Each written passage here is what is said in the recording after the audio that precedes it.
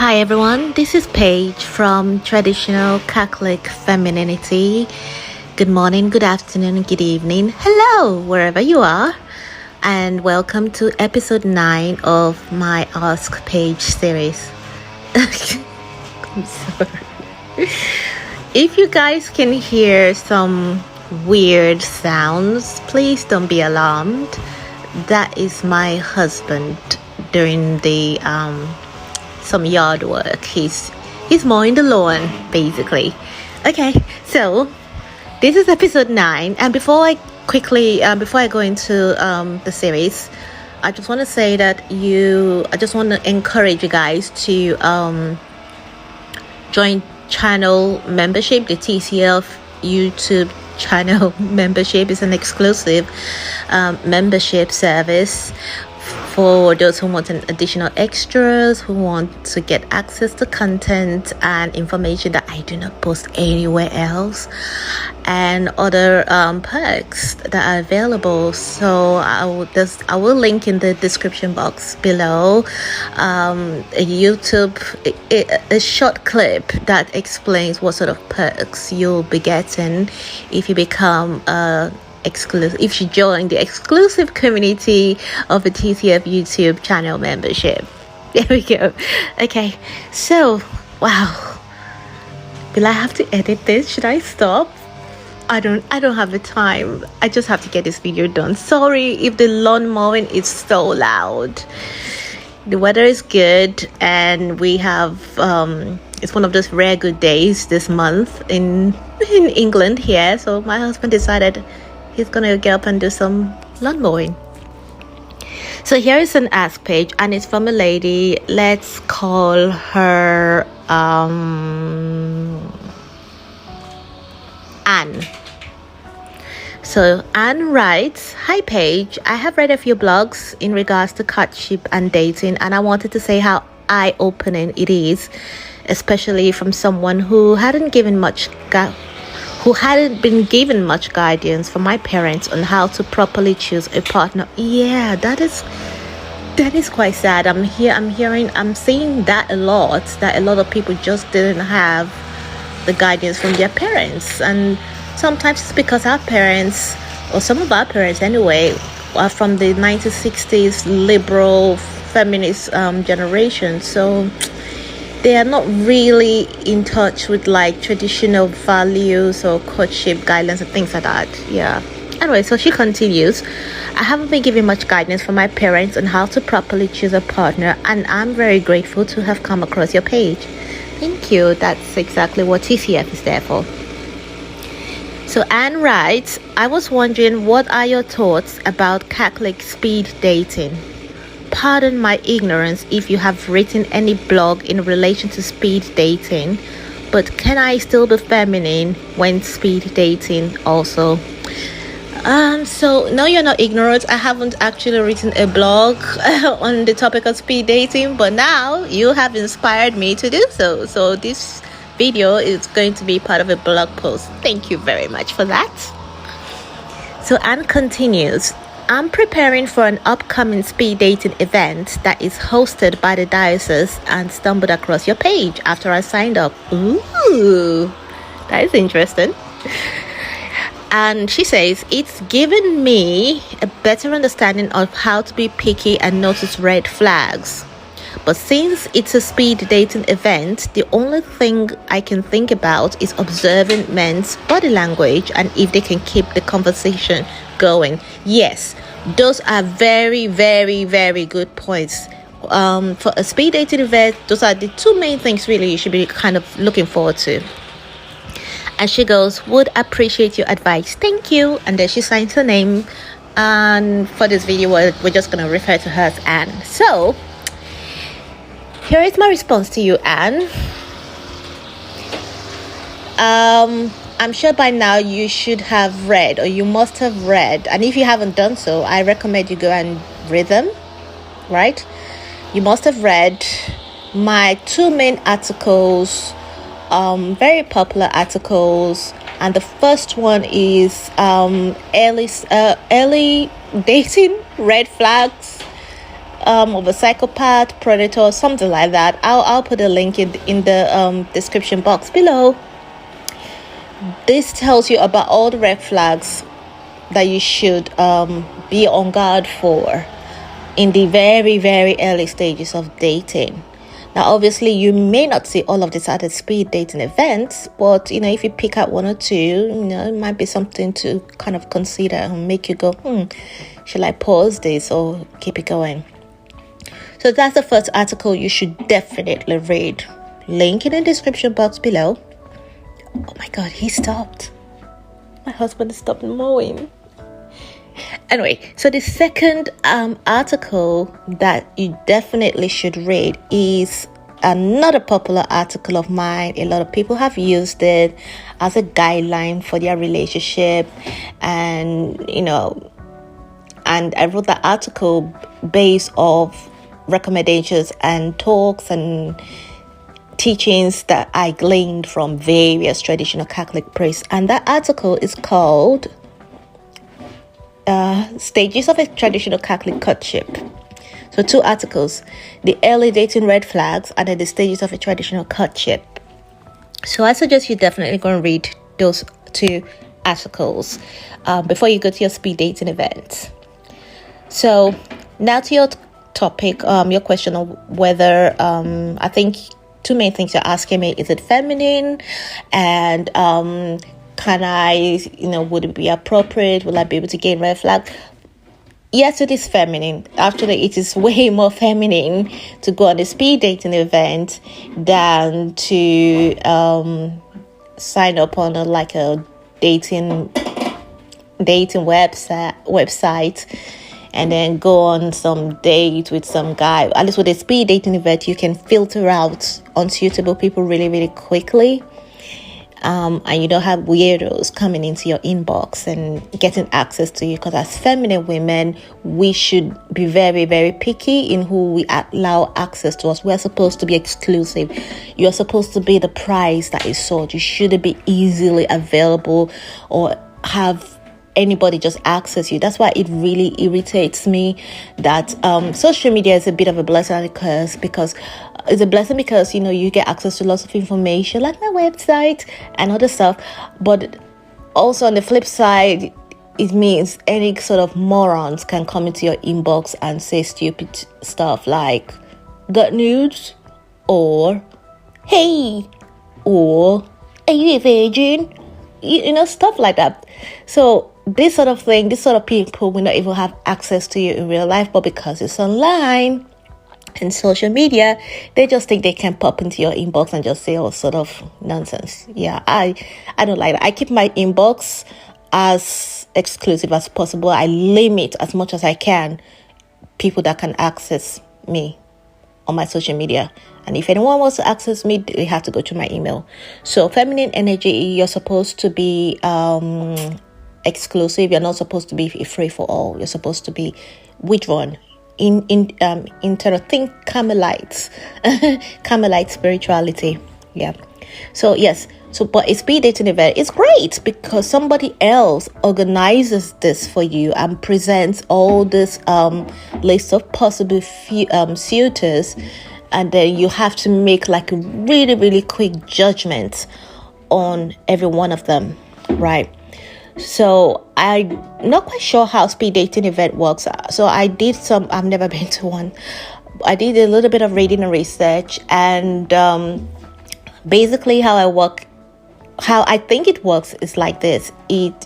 You go into a room, there's like a bunch of girls and a bunch of guys, and there's like tables or something, and you get like 1 minute or 5 minutes or I don't know, 10 minutes, 15 minutes, I don't know, speaking to a guy, and then a bell, and once the time is up, the organizer rings a bell or something, and then you switch. Another guy comes and takes his place, and you start all over again. So you're kind of getting to know them, getting to know the basics on a very, very quick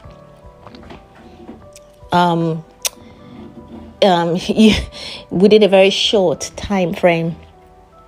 So I think this is great. I think there should be more Catholic speed dating events, actually, now that I think about it. It's just a speed dating event. It's not marriage, and it's not a relationship. And even if you click with one or several, it doesn't mean you're going to be in a relationship with them. It just means that, okay, you have just enough connection to kind of keep the conversation going, because sometimes you talk to some people and the conversation is not flowing because you are just a mismatch, energetically or spiritually or in other ways. So a speed dating event, go for it. Definitely go for it. When you click with someone or you click with several, and I highly recommend, you should not fixate on just one person. So it's a speed dating event. It's not marriage. It's not a proposal.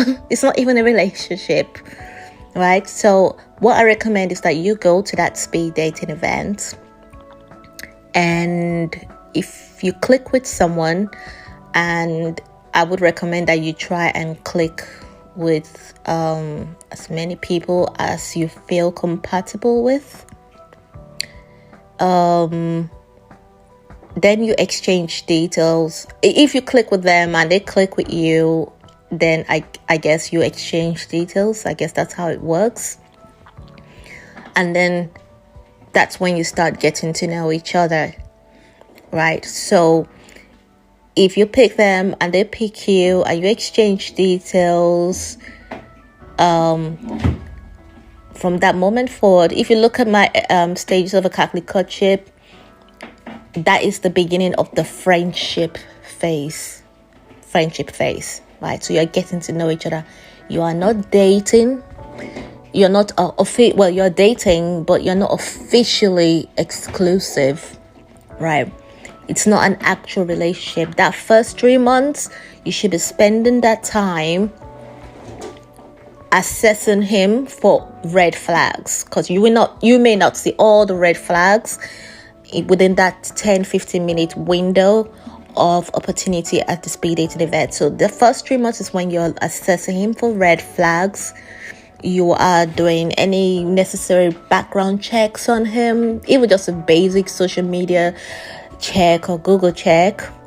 You are checking to find out that he has a stable job, that he's not married, that he's single, that he hasn't just come out of a long-term relationship, that all the stuff, making sure that he's suitable. That's what the first 3 months is you're supposed to be doing. You shouldn't be thinking of him as your boyfriend at this stage. And until he has asked you for exclusivity, he is not your boyfriend. So you should be... There goes the phone call again. Okay, I'll come back to you.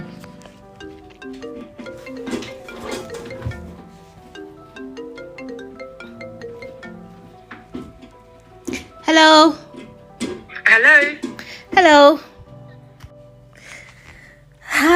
Okay, what a day it's been. Okay, so yeah, my hub's just finished the loan, and hopefully there'll be no more phone calls coming in. So like I said, so go to the speed dating events, right? Get as many details as you can. Try not to be too dismissive of anybody instantly, and try to look beyond physical appearance, right? So don't reject a guy solely based he's a little bit shorter, or he's a little bit too skinny, or a little bit too fat. Try to look beyond that and scan him for virtue and red flags, right? So like I said, the first 3 months, it's the getting to know your face. You are assessing him for everything, making sure he has a job, he has his own place, or if he's living with someone, he's not living with family, maybe he's sharing with another guy. There is no complicated issues with an ex. There is no reason he hasn't recently separated from his ex like I don't know, less than 3 months ago or something like that. And you should be doing this for all the guys that you are dating within this first 3 months time. By the end of 3 months, he should be asking you for exclusivity. You don't have to tell him, oh, you can't ask me for exclusivity until 3 months up. You don't have to say that. Don't say that, please. But you should internally or put a date on your calendar, deadline deadline for John to ask for exclusivity. And if he hasn't asked you by 3 months, just wiggle your way out of that connection. I'm sorry, but I don't think this is going to go any further. It's been nice knowing you. Goodbye. Now, what if he asks you for exclusivity? What if one of the guys asks you for exclusivity sooner than 3 months? How soon is too soon? Well, anything earlier than 2 weeks is too soon. 3 weeks is actually pushing it. If he's asking for exclusivity, anything from like a month and a half up to 3 months, that's a good range. Because if they're asking too soon, it could be that they just want to kind of love bomb you really, really quickly, or try to get something from you really quickly, sex, money, what have you. And they don't want to invest that much time in you because you might get to see the red flags, or they can't hold up their false mask for long, so they try to rush things. So be wary of that. And if he asks you earlier than say 3 to 4 weeks, you can just say, I'm really enjoying getting to know you. Maybe not just yet. Could you ask me another time? Yeah, just keep it light and friendly like that. And like I said, you should be dating and seeing other men, several others, non-committal. Keep it light, keep it minimal until one of them has asked you for exclusivity. So when I say keep it light and minimal, you shouldn't be on the phone talking to them hours a day. No, you're not in a relationship yet. You don't want to be investing that much time in them, because it will cloud your judgment and it will make them feel entitled to do more with you.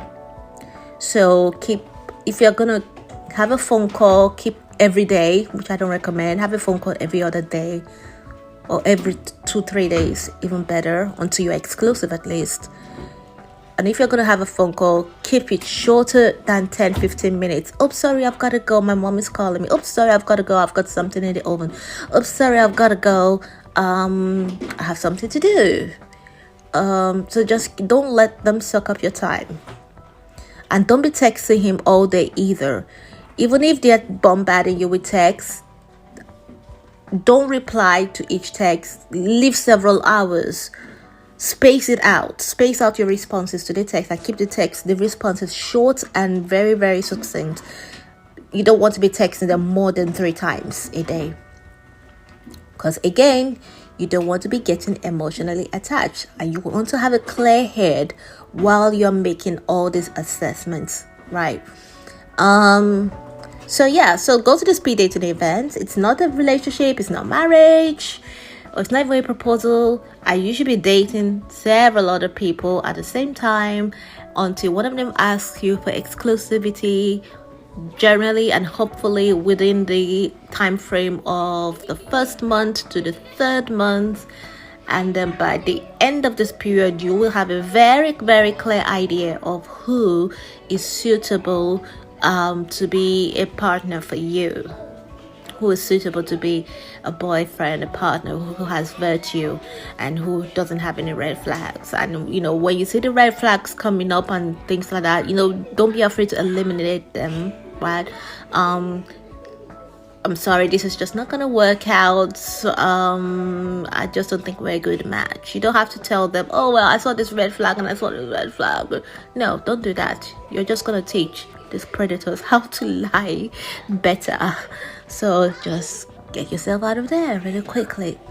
Okay, so I hope this really helped. And best of luck with your speed dating event. It sounds like it's going to be fun.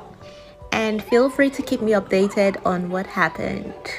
So yeah, so I hope this helps you and anyone else in a similar position. And I'm wishing all of you a wonderful day and the many graces and blessings of God upon all of you. In the name of the Father, and of the Son, and of the Holy Spirit. Amen. Bye.